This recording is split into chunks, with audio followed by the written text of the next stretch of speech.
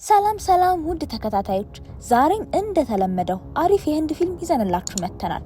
ከመጀመራችን በፊት ታዲያ እስካሁን ቻናሉን ሰብስክራይብ ካላደረጋችሁ አሁኑ በማድረግ ቪዲዮ ከተመቻችሁ ላይክ መጫን እንዳዘነጉ።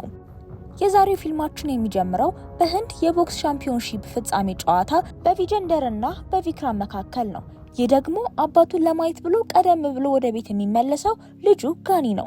ነገር ግን በሚያሳዝን ሁኔታ አባቱ በዚያ ቀን ተፈጥሯዊ ባልሆነ ሁኔታ ላይ ስለነበር ፍጻሜውን ይሸነፋል። ነገር ግን በነገው ዕለት ለቦክስ ውድድሩ ጥሪ ይደረጋል። እሱ አበረታች መድኃኒት ወይንም ዶፒንግ ወስዷል ተብሎ ስለሚከሰስ እሱንም ሆነ መላ ግዛቱን ለ1 ዓመት ያግዷቸዋል። ዜናውም ይሰራጫል፣ ጉዱም ይፋ ይሆናል። ልጁም ቢሆን ትምህርት ቤት እያለ ጓደኞቹ አንተ እንደ አባት በእርግጥ አታላይ ነህ ይሉታል። ከሱ ጋርም መጣላት ይጀምራሉ። እነዚህ ትልልቅ ሰዎች እንኳን ለመገላገል ይመጣሉ። ነገር ግን የቪክራም ልጅ መሆኑን ሲያውቁ በሱ ላይ ማፌዝ ይጀምራሉ። ምክንያቱም ግዛታቸው ወደ ቦክስ ሻምፒዮንሺፕ እንዳይገባ አባቱ ምክንያት በመሆኑ ነው። ልብሱን ያወልቁታል። በሱ ላይ ማፌዛቸውን ይቀጥላሉ። እናቱም ትመጣለች። እሷም እንዲሁ ለፌዝና ለእንግልት ትጋለጣለች። በማግስቱም አባቴ ለምን ይሄን አደረገ ብሎ ይጠይቃታል። ነገር ግን እሷ ምንም መልስ አይኖራትም። እኛ ከዚህ መሄድ አለብን፣ ነገር ግን ዋናው ነገር ደግሞ ቦክስ እንዳትጫወት ቃል ግባልኝ ትለዋለች። ረጅም ጊዜ ያልፋል። ወደ እናቱም እንሄዳለን። እሷም ለጥቂት ህፃናት እያስተማረችና ተፈጥሮን እንዴት መጠበቅ እንዳለባቸው እያሰለጠነች ነው። ጓደኛዋም ስለዚህ የግንዛቤ ትምህርት ታመሰግናታለች። ለመሆኑ ልጅሽ የት አለ ስትልም ትጠይቃታለች። እሷ በኢንጂነሪንግ ኮሌጅ የመጨረሻ አመቱ እንደሆነ አሁን ደግሞ የፕሮግራሚንግ ኮርስ እየወሰደ እንደሆነ ነገር ግን ከበፊቱ ይልቅ ረጋ ያለና በትምህርቱ ላይ ትኩረት እንደሚያደርግም ታስታውቃታለች። ወደ አንዱ ውድድር መድረክ እንሄዳለን። ይህ ግዙፍ ሰው ካሸነፈ በኋላም እንመለከተዋለን። ሰዎች ሁሉ እሱን ለመጋፈጥ ይፈራሉ። ነገር ግን አሰልጣኝ ሲኮላ መጥቶ የኔ ደቀ መዝሙሬን አስገብቻ አስተምረዋል ይላቸዋል። ይህ ደግሞ ካደገ በኋላ ያለው ጋኒ ነው። ከፕሮግራሚንግ ኮርስ አምልጦ ማለት ነው። እንዲሁም ለእናቱ የገባላትን ቃል አፍርሶ ወደ መድረኩ ይገባል። ያንን ግዙፍ ሰው ይመታዋል፣ ወደ ሩቅም ያበረዋል። ነገር ግን ግዙፉ ሰው ተመልሶ በሙሉ ኃይሉ ይመልስለታል። እሱንም ወደ ሩቅ ያበረዋል። አሰልጣኙም በዚህ ሰው መሸነፍህ ነውር ነው ይለዋል። እሱ ምን ያክል እንደሆነ አታይም እንዴ ይለዋል። ነገር ግን እንደገና ይነሳል። 2 ምቶችንም ይመታዋል። እሱም ራሱን ስቶ ይወድቃል። እሱም ውድድሩን ያሸንፋል። አሰልጣኙ በደስታ እየወጣ ገንዘቡን ይቆጥራል። ለሰዎቹም ስለ ጋኒ አባት ታሪክና ምን ያክል እንደሚጠላውም ይነግራቸዋል። ሲኮላ ፈጽሞ አሰልጣኝ እንዳልሆነ ነገር ግን ለጋኒ የሚኖርበትን ክፍል የሚያከራየው እሱ እንደሆነ እንረዳለን። እሱንም አዝኖ ያገኘዋል። ምን ሆነሃል እንዴ ንገረኝ ይለዋል። እሱም ወንድሜ ለእናቴ ቦክስ ለመጫወት ቃል ገብቼ ነበር፣ ነገር ግን አሁንም ተመልሼ መጫወት ጀመርኩ። የሁሉ በአባቴ ምክንያት ነው። ለምን እንዴት እንደማደርግም አላቅም ይለዋል። በማግስቱ ጠዋት ታዲያ በቤት ውስጥ ይሆናል። እናቱም መቼ ተመለስክ ብላ ትጠይቀዋለች። እሱም በ11 ሰዓት ይላታል። እሱን ለማስጨነቅ ጥያቄዎች መጠየቋን ትቀጥላለች። ነገር ግን እሱ ሲኒማ ነበርኩ ይላታል። ትኬቶቹንም ይሰጣታል። አዎ ለሁሉም ነገር ተዘጋጅቷል። ጓደኞቹም ይመጣሉ። እሱም ከነሱ ጋር ይወጣል። ማያ የምትባል በጣም ቆንጆዬ ሴት በፊታቸው ስታልፍም ይመለከታሉ። እሱም ተዋት፣ በእርግጥ ፍቅረኛ አላት፣ ምክንያቱም የኔ ያክል ቆንጆ አይጣልም ይላቸዋል። ከዚያ በኋላም ይነሳል። እሷም መታ ከነሱ ጋር ትቀመጣለች። ሰላምታም ትሰጣቸዋለች። የጋኒ ፍቅረኛ እንደሆነችም ታስታውቃቸዋለች። የፍቅር ታሪካቸውንና እንዴት እንደተገናኙ መናገር ትጀምራለች። በድንገት እሱ መጥቶ እኔ እሷን አላውቃትም ይላቸዋል። እሷም ከነሱ ጋር ልትጫወት መምጣቷም ይታወቃል። ምክንያቱም የሚቀርባት ሰው ስላላገኘች ነው። እሱም ውድድር ስላለው ወደ አሰልጣኙ ይሄዳል። የመጀመሪያውን ሰው በቀላሉም ያሸንፋል። አሰልጣኙም የሚቀጥለው ተፎካካሪ ጠንካራ ስለሆነ ተጠንቀቅ፣ እንዲሁም አሰልጣኙ እውነተኛ እንጂ እንደኔ አይደለም ይለዋል። ይህ ደግሞ ተፎካካሪው ኤዲ ነው። ልምምድ ሲያደርግ አባቱ መጥቶ እኔን ተክተህ ኩባንያውን እንድትመራ ወደ ቤት እንድትመለስና ከዚህ ቦክስ እንድትርቅ ፈልጋለሁ ይለዋል። እሱም አልችልም፣ ምክንያቱም ይህ ለኔ በጣም ህይወቴ ነው። ሰዎች በገንዘቤ እንዲያውቁኝ አልፈልግም። ይህን ሻምፒዮንሺፕ ስበላና ሀብታም ሲሆን እንዲያውቁኝ ይፈልጋለሁ። ትልቅ ቦክሰኛ በመሆኔ እንጂ በአባቴ ገንዘብ ሀብታም አልሆንም ይለዋል።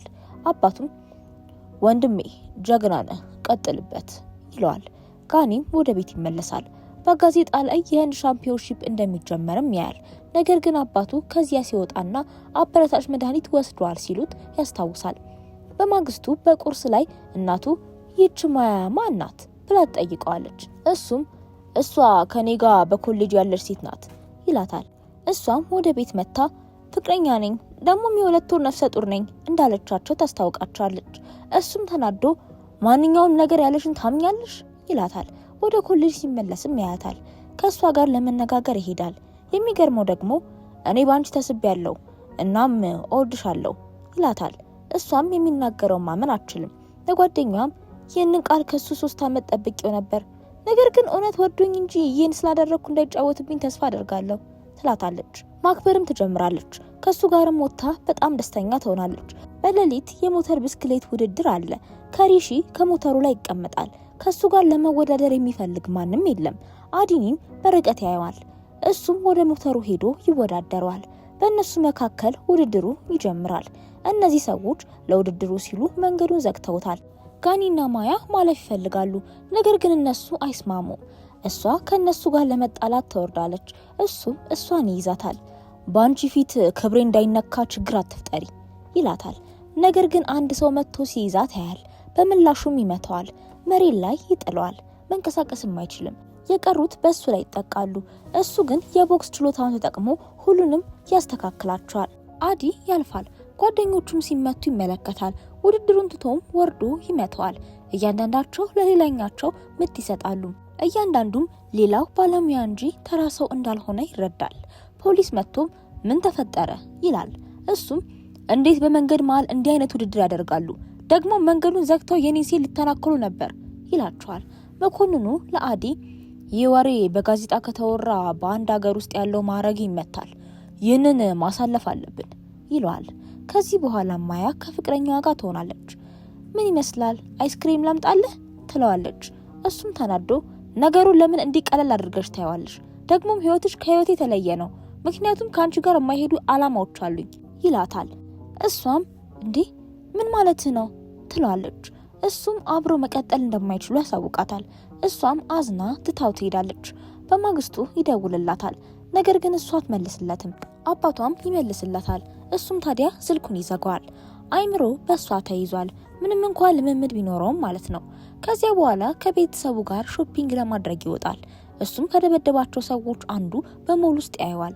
ስለዚህ አዲ እንዲመጣና ድግስ እንዲያደርጉበት ይደውልለታል። ነገር ግን እሱ ያያቸዋል። በእናቱ ፊት ችግር መፍጠር ስላልፈለገ እሱና እናቱ ይሰወራሉ። ወደ ጋራጁ ሲወርድም እዚያ ሲጠብቀው ያገኘዋል። ሁላችሁም እንዳላሳዝን ይህንን ወሬ እንርሳው ይለዋል። በኤሌክትሪክ ትራንስፎርመር ላይም እንዲጋጭ አድርገዋል። ወደ ቤት ሲመለስ ማያ ትላንት ሲያሸንፍ የተነሳውን ፎቶ ልካለት ያገኛል። ይደውልላታል። እሷ በጨዋታ ላይ እንደነበረችና ስትመለከተው እንደነበረ ማመን አልቻለም። እሷም አብረን መቀጠል አንችልም አላልከኝም ነበር ትለዋለች። እሱም ያንን ወሬ እርሹ፣ ሰው ሲናገር እኮ አይምሮ አይሰራም ይላታል። እሷም ተፎካካሪውን በጥሩ ሁኔታ እንድትመታ አዲስ የቦክስ ጓንቶችን በስጦታ መልክ ልኬልሃለሁ ትለዋለች። እናቱ ደግሞ እቃውን ትቀበላለች። እሱም ቦክስ እንደሚጫወት ስለማታውቅ ይፈራል። ከመክፈቷ በፊት አንድ ነገር ለማድረግ ትሄዳለች። እሱም ይህንን አጋጣሚ ተጠቅሞ በመጨረሻ ቅስፈት እቃውን ይወስዳል። በሌሊት ከሷ ጋር ይሆናል። ይህንን ስጦታ ወደ ቤት በመላኳም ይጣላል። ለ15 ዓመት አልሜ የነበረው ህልሜ ልታጠፊብኝ ነበር እኮ ይላታል። እሷም ምን ነው ይህን ሁሉ ማጋነን ወንድሜ ንገረኝ እስኪ ትላለች። ድሮ በአባቱ ምክንያት የሆነውን አባቱ ፈጥኖ ጥሏቸው በችግር ውስጥ እንደሄደ እሱ ደግሞ ወደ ቦክስ እንደማይገባ ለእናቱ ቃል እንደገባ ያሳውቃታል። ነገር ግን የሰዎችን አመለካከት ለመቀየር የራሱንና የቤተሰቡን ክብር መመለስ ፈልጎ ነበር። እሷም ነገር ግን እናትህ አንድ ቀን እውነቱን ታውቃለች አይደል ትለዋለች። እሱም መልሶ አውቃለሁ፣ ነገር ግን የህንድን ዋንጫ በማሸነፍበት ቀን እንጂ በሌላው ቀን አታውቅም፣ ይህ ነው አላማዬ ይላታል። ወደ ውድድር ማጣሪያዎችም እንሄዳለን። ጋኒ ወደ ግማሽ ፍጻሜ ያልፋል። አዲ ከሱ ጋር ማለፉን ሲያይም ይደነግጣል። እሱ ተፎካካሪው ነው። በመጨረሻ ተገናኘን፣ በውድድሩ መድረክ ላይ ካንቺ በቀል ወስዳለሁ ይለዋል። እሱም በዚህ ጨዋታ ላይ እንዳልገል ብቻ ወደ አምላክ ጸልይ ይለዋል። በፊልሙ መጀመሪያ ላይ ከቪክራም ጋር ይጫወት የነበረው የቪጀንደር ጠላትን ጋኒን ያየዋል። የቪክራም ልጅ መሆኑንም ያውቃል። ለቪጀንደር ደውሎም ይነግረዋል። እሱም አሁኑኑ ወደ አንተ እየመጣው ነው ይለዋል። የጋኒ እናት በጋዜጣ ላይ ልጇ የግማሽ ፍጻሜ ማጣሪያ እንደሚጫወት ታያለች። ቦክስ ለመጫወት ቃል ገብቶላት ስለነበርና ይህንን ሁሉ ጊዜ ሲዋሻት እንደነበር ስታውቅ ትደነግጣለች። ትደውልለታለች። ነገር ግን እሱ ስልኩን አላነሳም ነበር። እውነቱን ለማወቅ ወደ ማያ ትደውላለች። እሷም መታ እናቱን አየ ወንድሜ አውቃለች ትለዋለች። ነገር ግን እሱ ኃይሉን ሰብስቦ ለጨዋታው ይዘጋጃል። ተፎካካሪውን ለመጠበቅም ወደ መድረኩ ይሄዳል። ቪጄንደር ደርሶ ይመለከተዋል። ሲጫወትም ያየዋል። በእንቅስቃሴዎቹም እጅግ ይደነቃል። እሱና አዲ እኩል የሆነ ጨዋታ ያደርጋሉ። ነገር ግን አዲ እሱን ማበሳጨት ይጀምራል። የምትደግፍ ፍቅረኛ ናት ኃይል የሰጠች ወይስ የወሰድከው አበረታች መድኃኒት? ምክንያቱም አባትህን መስለውታል ይለዋል። እሱም በፍቅረኛ ብሳሳት ችግር የለውም፣ ነገር ግን በአበረታች መድኃኒት አትሳሳት ይለዋል። ይመታዋልም። ዳኛውንም ይገፋዋል፣ ይመታዋልም። ስለዚህ ዳኛው ከውድድሩ ያግደዋል። እሱም ተናዶ ሳለ እናቱ መታ ዋሽተኸኛል ትለዋለች። እሱም መክሰስ ይጀምራል። አባቱ አታላይ እንደነበርና ስማቸውን እንዳበላሸ ይናገራል። እሷም በጥፊት ትመታዋለች። ስለ አባት አታላይነት አትናገር ትለዋለች። በዚህ ቅስፈት ቪጄንደር ይመጣል። አባትህ በጥሩ ሁኔታ አውቀዋለሁ፣ ምክንያቱም በፍጻሜው ጨዋታ ተፎካካሪ ነው የነበርኩ ይለዋል። አባቱ እጅግ በጣም ጠንካራና ከመላው ህንድ ምርጥ ቦክሰኞች መካከል አንዱ እንደነበረ ሊያስረዳውም ይጀምራል። ምን እንዳደረገ ለማወቅም ወደ ኋላ እንመለሳለን። በግዛቱ ሻምፒዮንሺፕ ላይ ያሸንፋል። ከዚያ በኋላ የልጁ ትምህርት ቤት ይሄዳል። እሱም ቦክስ የተጫወተ በትምህርት ቤቱ ሻምፒዮን ላይ ያሸንፋል። እሱም ታዲያ በእሱ ደስተኛ ይሆናል። ጋኒም ለመምህሩ አባቱ አርአያው እንደሆነና እንደሱ መሆን እንደሚፈልግ ይነግረዋል። ይህም ጓደኛውና አሰልጣኙ አንዋር ነው። ወደ ህንድ ሻምፒዮንሺፕ ማጣሪያ የሚደርስበትንም ትኬት ይሰጠዋል። ከዚህ በኋላም ለመለማመድ ይሄዳል። ጓደኞቹም ሲወጡ ያገኘዋል። ራምሽ ሲለማመድ እንደተጎዳ ያስታውቃል። ወደ ሆስፒታል ሲሄዱ ሐኪሙ ከእንግዲህ አይጫወትም፣ ምክንያቱም ሲጫወቱ መከላከያ ስላለበሰ አይኑ ተጎድቷል ይላቸዋል። አይኑ ጠፍቷል። ስለዚህ ወደ ቦክስ ፌዴሬሽን ሄዶ ከነሱ ጋር ይጣላል። ምክንያቱም ለተጫዋቾች ምንም አይነት የስፖርት ትጥቅ አላቀረቡም። የፌዴሬሽኑ ፕሬዝዳንትም መንግስት ለዚህ ስፖርት ገንዘብ ስለማይከፍል የሚጫወቱበት ምንም አይነት ትጥቅ እንደሌለ ይነግረዋል። አስዋርም መጥቶ ይወስደውና እዚህ ማንም ቃልን አይሰማም፣ ትጥቅ ለመጠየቅና እነሱም እንደማልልህ የህንድ ሻምፒዮንሺፕ ማሸነፍ አለብህ ይለዋል። እሱም ይህንን ሻምፒዮንሺፕ እንደሚያሸንፍና ለሱና ለጓደኞቹም ቃል ይገባላቸዋል። ወደ ስራ አስኪያጁም ሄዶ የስራ መልቀቂያውን ያቀርባል። ህልም አለኝ፣ ይህንን ሻምፒዮንሺፕ ማሸነፍ ስላለብኝ ምንም ነገር እንዲያስተጓጉለኝ አልፈልግም ይለዋል። ወደ ሚስቱም ሄዶ እንዲህ ይላታል፣ የኔንም ሆነ የሁሉንም የቦክስ ጓደኞቼን ህልም ማሳካት አለብኝ። ይህንም የምናደርገው ድምጽ እንዲኖረን፣ የጨዋታ ደግሞ በእኛ ምክንያት ታዋቂ እንዲሆን፣ እንዲሁም ደግሞ ጥሩ ድጋፍና ትጥቅ እንድናገኝ ነው። በተጨማሪም ሰዎች የሚማሩበት የቦክስ አካዳሚ መክፈት ፈልጋለሁ። በማግስቱም ወደ ሻምፒዮንሺፑ ማዕከል ይሄዳል። ቪጄንደር ሰዎች ከበውት ወደ ውስጥ ሲገባ ይመለከታል። አስዋርም በጣም ጠንካራ ስለሆነ ተጠንቀቅ፣ እሱን ካሸነፍከው ግን እጅግ ታዋቂ ትሆናለህ። ሰዎች ሁሉ ላንተና ለግዛት ሁሉ ትኩረት ይሰጣሉ ይለዋል። የግማሽ ፍጻሜ ማጣሪያውን ተጫውቶ በማሸነፍም ወደ ፍጻሜው ያልፋል። ከደቡብ ህንድ ወደ ፍጻሜ የደረሰም የመጀመሪያው ተጫዋች ይሆናል። የዚህ ሻምፒዮንሺፕ አዘጋጆችም አናግረውት ይህንን ጨዋታ እንዲሸነፍ ይጠይቁታል። የቪጄንደር ስፖንሰር ስለሆኑ እና ገንዘባቸውንም እንዳያጡ ስላልፈለጉ ቪጄንደር ማሸነፍ ስላለበት ብዙ ገንዘብ እንደሚከፍሉት ይነግሩታል። በሚቀጥለው ዓመት የእናንተ ስፖንሰሮች እንሆናለንም ይሉታል። እሱ ግን ይናደድባቸዋል። ከጠባቂዎቹ አንዱ መጥቶ ከዚህ ጥፉ ይላቸዋል። ሚስቱንም አነጋግሮ የተፈጠረውን ይነግራታል። ሰዎች ሁሉ እኔንና ግዛቴን እንዲያውቁ ማሸነፍ አለብኝ ይላታል። ከዚያም የፍጻሜውን ጨዋታ ለማድረግ ይወጣል። ሙሉን ጨዋታ የተቆጣጠረው እሱ ነበር። ሻምፒዮን ለመሆን 90 ሰከንዶች ብቻ ቀርተውት ነበር። ነገር ግን በድንገት ማዞር ይጀምረዋል። በደንብ ማየትም ያቅተዋል። ቪጄንደር ይህንን አጋጣሚ ተጠቅሞ ራሱን እስኪስት ድረስ ይመታዋል። ከዚያም ከስፖንሰሮቹ ጋር ማክበር ይጀምራል። አስዋር ሰላም ሊለው ሲመጣ ያየዋል። ስፖንሰሩም ሻምፒዮንሺፑን ላሸነፈበት ምክንያት እሱ እንደሆነ ይነግረዋል።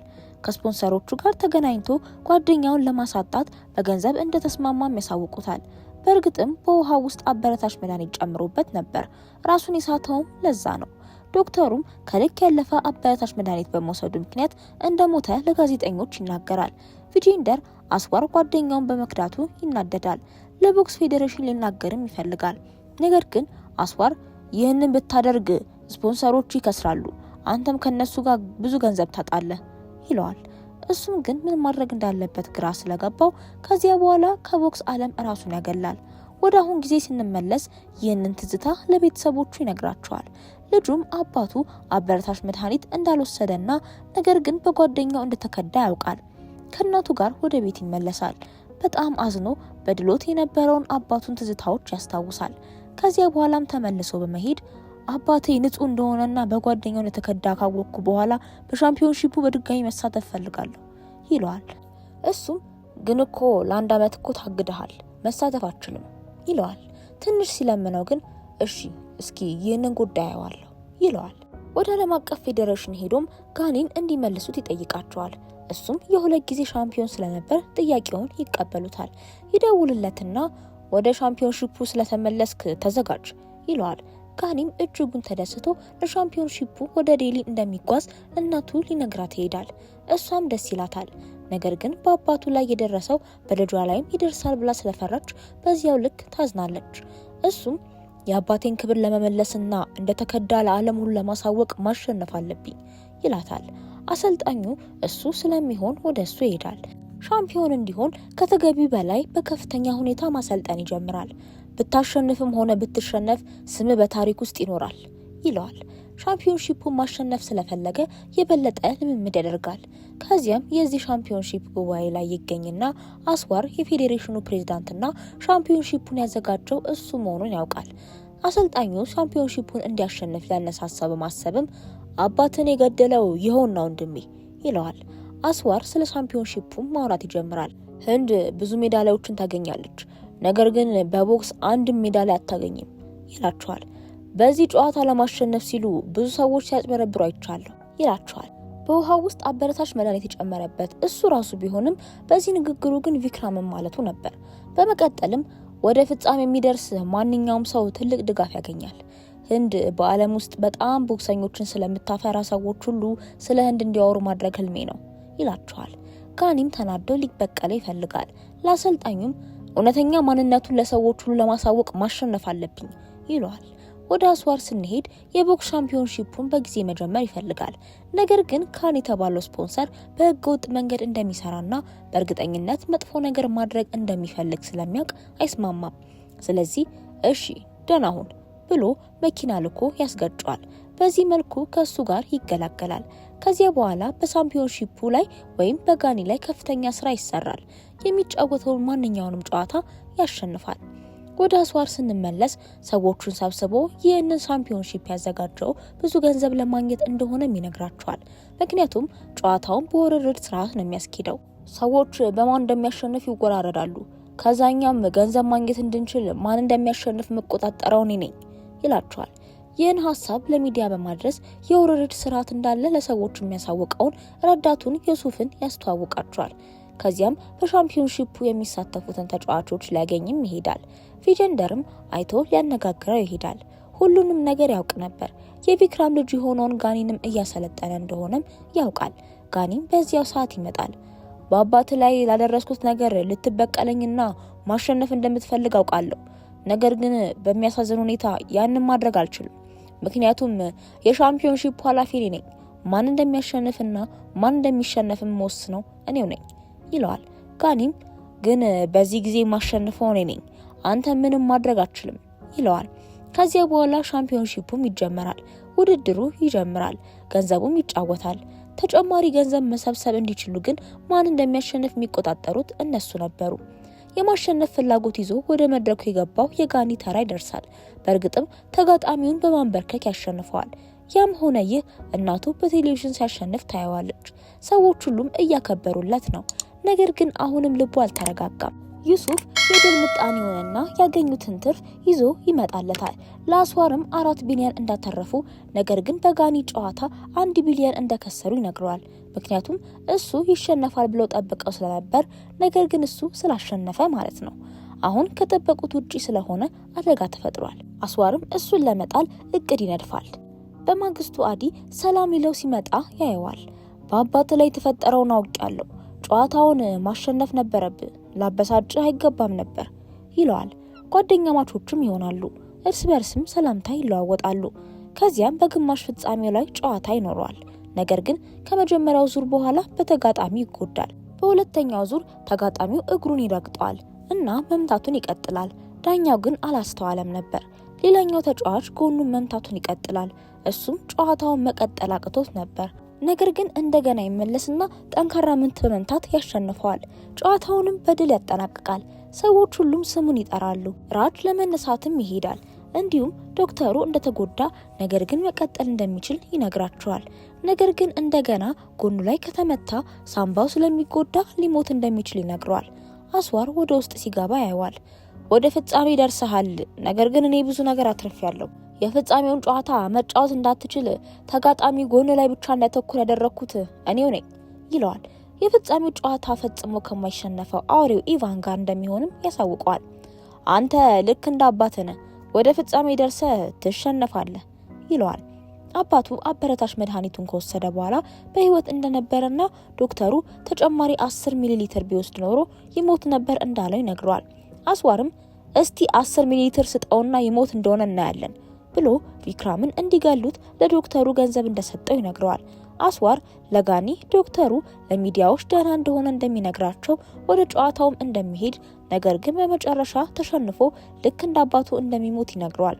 ከዚያም ወደ ቢሮ ይመለሳል። ዩሱፍ ሰዎች በሁሉም ላይ እንደተወራረዱና አሁን ሁለቱም እኩል እንደሆኑ እኛ አንዱን መርጠን እሱ ቢሸነፍ ገንዘባችንም ሙሉ በሙሉ እንደምናጣም ይነግረዋል። እሱም ግን ማን እንደሚያሸንፍ የሚመርጥበት እድል ነበረው። እናቱ ልጇ ሻምፒዮንሺፑን እንዳይቀጥል ልታሳምነው ወደ ሆስፒታል ትመጣለች። ነገር ግን በሚገርም ሁኔታ ገብታ ይህንን ሻምፒዮንሺፕ ማሸነፍና የአባትንን ማሳካት አለብህ ትለዋለች።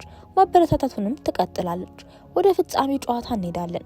ወደ መድረኩ ሲገባ ሀሳቡ ሁሉ በአባቱ ህልምና አውሬውን እያየ በተቀመጠው አስዋር ላይ እንዴት እንደሚበቀል ነበር። ጨዋታው ይጀምራል። አሪፍ ምቶች ያደርጋሉ። ጋኒ ግን መሀል ላይ ይወድቃል። የአባቱ እውነታውን ለማወቅ ሲልም ይነሳል። ተፎካካሪውን ይዘርረዋል። ሻምፒዮንም ይሆናል። አስዋርና ሰዎቹ ቢሮ ውስጥ ናቸው። አስዋር ገንዘቡን ሁሉ ስላጣ ምን ማድረግ እንዳለበት ግራ ገብቶታል። ጋኒ ወደ ውስጥ ሲገባ ያየዋል። ጋኒም አዲን እንዲከዳይ ነግረው ነበር አይደለ? ነገር ግን እሱ ሁሉንም ነገር አሳውቆኛል ይለዋል። በመቀጠልም እስቲ ዜናውን ይለዋል። ቪጄንደር በቲቪ ቀርቦ ቪክራም በአስዋር እንደተከዳ ለሰዎች ያሳውቃል። ሆስፒታል ውስጥም ከልጁ ጋር ሲያወራ ቪዲዮ ስለቀረጸው ማስረጃም አለው። በዚህም በየቦታው ጉዱ ይፈላል። አስዋርም ከፊቱ ካለ የመጠጥ ብርጭቆ ትንሽ ይጎነጫል። ጋኒም እንግዲያውስ በደህና እንገናኝ ብሎት ጥሎት ይሄዳል። ቀሪውን ብርጭቆውን ሲጠጣ በውስጡ ከፍተኛ መጠን ያለው አበረታች መድኃኒት ስለነበረበት ወድቆ ይሞታል። በብርጭቆ ውስጥ አበረታች መድኃኒቱን የጨመረበት ታዲያ ጋኒ ነበር። በአባቱ በቪክራም ላይ ያደረገውን በእሱም ላይ ደረሰበትና ገደለው። በዚህ መልኩ ጋኒ ሻምፒዮንሺፑን በማሸነፍ የአባቱን ክብር መለሰ። እውነተኛ ማንነቱንና የከሃዲውን የአስዋርን እውነት ለሰዎች አሳወቀ፣ ተበቀለውም ጭምር። በዚህም የዛሬው ፊልማችን በዚህ ላይ ያበቃል። እኔን ለመደገፍ ከፈለጋችሁ የላይክ ምልክቷን ተጫኑ። እስካሁን ታዲያ ሰብስክራይብ ካላደረጋችሁ ቻናሉን ሰብስክራይብ አድርጉ። በሌላ ሸጋ ፊልሞች እስከምንገናኝ ድረስ ሰላም ቆዩን።